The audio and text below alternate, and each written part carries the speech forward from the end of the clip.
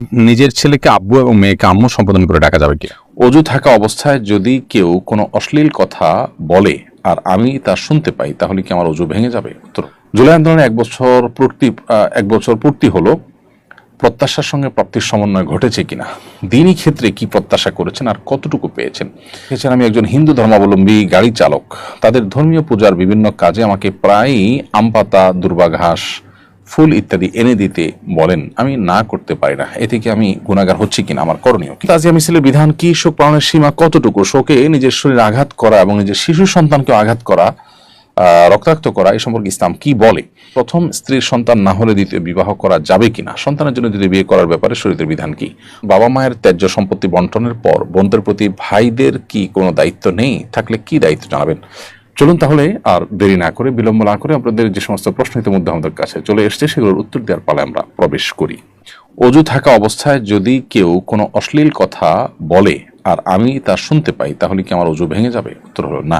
কোনো অশ্লীল কথা কেউ যদি বলে তিনি গুনাহগার হবেন, তার নিজেরও অজুভঙ্গ হবে না। অজুভঙ্গ হওয়াটা তো কোনো গুনাহের বিষয় না। অজুভঙ্গ হওয়ার চাইতে বড় ক্ষতি তার হবে। অজুভঙ্গ হলে আবার অজু করলে সেটা রিকভার হয়ে যাবে, কিন্তু অশ্লীল কথা বলার কারণে যে কবিরা গুনাহ হবে বা গুনাহগার হবে, সেই গুনাহ রিকভার করতে হলে তাকে তওবা করতে হবে। আর যিনি শুনেছেন তিনি স্বেচ্ছায়, সজ্ঞানে, ইচ্ছাকৃতভাবে আনন্দ চিত্তে শুনেছেন এমন নয়, বরং তার কানে এসেছে, এরকম হলে তার কোনো দায় নেই ইনশাআল্লাহ তাআলা। অজু ভাঙার তো প্রশ্নই ওঠে না। জুলাই আন্দোলনে এক বছর পূর্তি হলো। প্রত্যাশার সঙ্গে প্রাপ্তির সমন্বয় ঘটেছে কিনা, দিনই ক্ষেত্রে কি প্রত্যাশা করেছেন আর কতটুকু পেয়েছেন? প্রথমে বলতে চাই আল্লাহ তাআলার লাখো কোটি শুকর যে আলহামদুলিল্লাহ একটা নতুন আবহাওয়া, নতুন পরিবেশ আমরা পেয়েছি, পরিবর্তন আমরা পেয়েছি। একটি জগদ্দল পাথর থেকে আমরা মুক্তি পেয়েছি, হিন্দুত্ববাদের করাল থাবা থেকে আমরা মুক্তি পেয়েছি। আমাদের শুকরিয়া আদায় করবার মতো অনেক জায়গা আছে, নিশ্চয়ই সেজন্য আল্লাহ তাআলার কাছে আমরা শুকর আদায় করি। সেই সাথে প্রত্যাশার সাথে প্রাপ্তির কিছু কিছু ক্ষেত্রে আপনার সমন্বয় ঘটলেও অনেক ক্ষেত্রেই অপ্রাপ্তি রয়ে গেছে। যে পরিমাণ দিনদার মানুষেরা, মাদ্রাসা শিক্ষার্থীরা যেভাবে তাদের জীবন বাজি রেখেছেন, এমনকি স্কুল, কলেজ, ইউনিভার্সিটির স্টুডেন্ট যারা জীবন বাজি রেখেছে, তাদের উল্লেখযোগ্য সংখ্যক ধার্মিক। নিশ্চয়ই আপনাদের মনে থাকার কথা, আন্দোলন চলাকালীন সময়ে রাস্তার মাঝে আন্দোলন চলাকালেই এই চরম মুহূর্তেও শিক্ষার্থীদের, শত শত হাজার শিক্ষার্থীদের এক সারিতে দাঁড়িয়ে নামাজ আদায় করার দৃশ্য, এগুলো পরিষ্কারভাবে বার্তা দেয় যে এটি মূলত সফল করেছে কারা, এবং যেই জুলুম অবিচার চলেছে এত বছর পর্যন্ত, সে জুলুম অবিচার মূলত কাদের প্রতি হয়েছে, আয়নাঘরে কারা বেশি ছিল। অতএব তারাই যে এই আন্দোলনকে সাকসেস করার জন্য সবচেয়ে বেশি কষ্ট করেছেন, জীবন বাজি রেখেছেন, সেটি বলার অপেক্ষা রাখে না। কিন্তু তাদের আদর্শ, এটার প্রতি কতটা শ্রদ্ধা জ্ঞাপন করা হয়েছে, তাদেরকে কতটা গুরুত্ব দেওয়া হয়েছে, সেটা নিয়ে যথেষ্ট প্রশ্ন করবার সুযোগ আছে। এক শ্রেণী মানুষ এই শহীদদের রক্তের উপর দাঁড়িয়ে বিদেশি এজেন্ডা বাস্তবায়নে তারা ব্যস্ত। তারা এই দেশে মানুষের কল্যাণ সাধন করার চাইতে বিদেশিদের বিভিন্ন কৃষ্টি কালচারকে এখানে প্রতিষ্ঠা করবার জন্য তারা মরিয়া হয়ে উঠেছেন। বিভিন্ন এনজিওগুলোর শেখানো মন্ত্র, সেগুলো তারা অনবরত পাঠ করে চলেছেন এবং সেগুলোকে সুকৌশলে আমাদের এই রাষ্ট্রের মধ্যে প্রবেশ করাবার, প্রতিষ্ঠিত করবার তারা চেষ্টা করছেন। এই জায়গাতে একটা বড় অপ্রত্যাশা রয়েছে। আর এর বাইরে আলহামদুলিল্লাহ শুকরিয়া আদায় করবার যথেষ্ট জায়গা আছে, সেটি তো আমরা অবশ্যই বলবো। আমি আশা করব যে বাকি যে দিনগুলো আছে সেই দিনগুলোতে সরকার এবং সংশ্লিষ্ট যারা আছেন তারা জনগণের প্রত্যাশাটার প্রতি শ্রদ্ধা তারা নিবেদন করবেন, মানুষের প্রত্যাশাকে তারা বোঝার চেষ্টা করবেন, মানুষ কি চায়।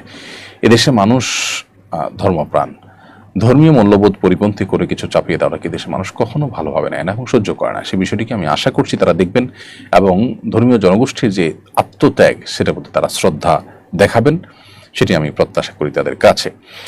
এমনি তাওফিকুল ইসলাম মিলন আপনি লিখেছেন, আমি একজন হিন্দু ধর্মাবলম্বী গাড়ি চালক, তাদের ধর্মীয় পূজার বিভিন্ন কাজে আমাকে প্রায়ই আম পাতা, দুর্বা ঘাস, ফুল ইত্যাদি এনে দিতে বলেন, আমি না করতে পারি না। এ থেকে আমি গুনাহগার হচ্ছি কিনা, আমার করণীয় কি? মৌলিকভাবে তো আম পাতা, দুর্বা ঘাস বা ফুল, এই সমস্ত জিনিস কেনা বা নিয়ে আসা, এগুলো তো মৌলিকভাবে কোনো নাজায়েজ কাজ নয়। এটা তো নির্ভর করে তার ব্যবহারের উপরে। কেউ যদি পুজো বা শিরকের কাজের জন্য ব্যবহার করে, তার দায়ভার তার উপরে, ইনশাআল্লাহ আপনার উপরে বর্তাবে না। তারপরও আপনি যদি জানেন যে এই কাজ দিয়ে এটা শিরকের কাজেই ব্যবহার করা হবে, তাহলে যতটুকু সম্ভব আপনি এড়িয়ে চলবেন। তারপরও সতর্কতামূলক ভাবে আপনি এ ধরনের শিরকের কাজে পরোক্ষ সহযোগিতাও হয়, সেরকম কাজ থেকে বেঁচে থাকার জন্য প্রয়োজন আপনি বিকল্প বা ভিন্ন উপার্জনের চিন্তা করবেন। তবে মৌলিকভাবে কোনো অমুসলিমের অধীনে কাজ করা বা তার কর্মচারী হয়ে কাজ করা এটি মৌলিকভাবে কোনো নিষিদ্ধ কোনো বিষয় নয়। অন্যায় কাজ যদি করতে হয় আপনাকে, সেটি মুসলমানের অধীনে থেকেও করাও অন্যায়, অমুসলিমের অধীনে করাও অন্যায়। অর্থাৎ এখানে মুসলিম অমুসলিমের অধীনতাটা মূল বিষয় না, মূল বিষয়টা আপনি কি করছেন সে বিষয়টি। এরপরে প্রশ্ন হলো, তাজিয়া মিছিলের বিধান কি? শোক পালনের সীমা কতটুকু? শোকে নিজের শরীরে আঘাত করা এবং নিজের শিশু সন্তানকে আঘাত করা, রক্তাক্ত করা, এই সম্পর্কে ইসলাম কি বলে? পরিষ্কারভাবে নবী সাল্লাল্লাহু আলাইহি ওয়াসাল্লামের হাদিস রয়েছে, লা ইহদাদা আলা ফাকুসালাসা আইয়াম, 3 দিনের বেশি কোনো প্রকার শোক পালন করা চলবে না। একজন নারী যিনি স্বামী হারা হয়েছেন, বিধবা নারী, তিনি 4 মাস 10 দিন পর্যন্ত শোক পালন করতে পারেন। এছাড়া সকল প্রকার শোক পালন হবে 3 দিন। হ্যাঁ, কোনো মানুষের বিয়োগে, মৃত্যুতে কষ্ট, বেদনা সারা জীবন আমাদের মধ্যে থাকতে পারে, সেটা ভিন্ন বিষয়, কিন্তু শোক পালন বলতে যা বোঝায় সে আনুষ্ঠানিকতা, সে কার্যক্রম 3 দিনে বেশি করা জায়েজ নয়। সেজন্য এই ব্যাপারে আমাদের সর্বোচ্চ দায়িত্বশীলতার পরিচয় দিতে হবে এবং বিদআত থেকে আমাদের দূরে থাকতে হবে। শোক পালনের নামে তাজিয়া মিছিল বের করা এটা শরিয়া সম্মত কোনো বিষয় না। নবী সাল্লাল্লাহু আলাইহি ওয়াসাল্লাম মৃত্যুতে এরকম কেউ করেনি। হোসেন রাদিয়াল্লাহু তাআলার মৃত্যুতে আমরা প্রত্যেকটা মুসলিম ব্যথিত। তার হত্যাকারী, খুনি, জালিম এবং ফ্যাসিস্টদের প্রতি ঘৃণা গোটা বিশ্বের মুসলমানদের রয়েছে, আমাদের সবার রয়েছে। কিন্তু তার মানে এই নয় যে আমরা হোসেন রাদিয়াল্লাহু তাআলার প্রতি সহমর্মিতা প্রদর্শন করতে গিয়ে এমন কোনো কাজ করবো যেটা নবী সাল্লাল্লাহু আলাইহি ওয়াসাল্লাম আমাদের অনুমোদন করেনি। নবী সাল্লাল্লাহু আলাইহি ওয়াসাল্লাম নিজের মৃত্যুর পরও কি আমরা তাজিয়া মিছিল অথবা তার চাচা হামজা রাদিয়াল্লাহু তাআলা নির্মমভাবে কাফেরদের হাতে মৃত্যুবরণ করেছেন, শাহাদাত বরণ করেছেন, আমরা কি তাজিয়া মিছিল বের করি? উহুদ, বদর, কতগুলো ইতিহাস আছে ইসলামের যেখানে আমরা অনেক প্রিয় মানুষদেরকে অত্যন্ত নির্মমভাবে আপনার শাহাদাত বরণ করতে আমরা দেখেছি। কই তাদেরকে নিয়ে তো কোনো তাজিয়া মিছিল বের করা হয় না। বিধায় এটি একেবারেই মন গড়া, নবী সাল্লাল্লাহু আলাইহি ওয়াসাল্লামের হাদিসের সম্পূর্ণ খেলাফ। বিধায় এটি করবার কোনো সুযোগ নেই। আর শরীরে আঘাত করা, রক্তাক্ত করা, এটাতে পরিষ্কারভাবে নবী সাল্লাল্লাহু আলাইহি ওয়াসাল্লাম নিষেধ করেছেন এবং তিনি বদদোয়া করেছেন যদি কেউ এরকম করে। অতএব গালে বিভিন্ন জায়গাতে রক্তাক্ত করা, আঘাত করা এটা পরিষ্কারভাবে নিষেধ। এবং কারণ মৃত্যুতে বিশেষ করে এ ধরনের আচরণ করা এটা আল্লাহর সিদ্ধান্তের বিরুদ্ধে এক ধরনের বিদ্রোহের মতো। বিধায় এটি সম্পূর্ণভাবে নাজায়েজ এবং গুনাহের কথা। হোসেন রাদিয়াল্লাহু তাআলার মুহাব্বতেও যদি এরকম কেউ করে সেটি অন্যায় কাজ, যেটা শিয়াদের মধ্যে ব্যাপকভাবে প্রচলিত আছে। আমাদের সমাজে কোনো কোনো জায়গায় এগুলোর প্রচলন দেখা যায়। আব্দুর রহমান আপনি লিখেছেন, প্রথম স্ত্রীর সন্তান না হলে দ্বিতীয় বিবাহ করা যাবে কিনা? সন্তানের জন্য দ্বিতীয় বিয়ে করার ব্যাপারে শরীয়তের বিধান কি? হতেই পারে কারো যদি প্রথম স্ত্রীর সন্তান না হয়, স্ত্রীর সমস্যা যদি ধরা পড়ে মেডিকেল টেস্টের মাধ্যমে, তাহলে দ্বিতীয় বিয়ের জন্য তিনি উদ্যোগ নিতেই পারেন। কোনো কারণ ছাড়াও যদি কারোর সামর্থ্য থাকে, তিনি যদি একাধিক বিয়ে করে উভয় বা একাধিক স্ত্রীর প্রতি সমতা বজায় রাখার ব্যাপারে তিনি কনফিডেন্ট থাকেন, আত্মবিশ্বাসী থাকেন, তাহলে সে তিনি সেটা করতে পারেন। আর সেখানে সন্তান হচ্ছে না এই সমস্যার ভিত্তিতে তিনি তো বিয়ে করতেই পারেন। শরীয়ত এক্ষেত্রে তার জন্য সেই সুযোগ রেখেছে। 10 মুহররম কেউ কেউ পরিবারের জন্য ভালো খাবারের ব্যবস্থা করেন, এটা কি শরীয়তের বিধান?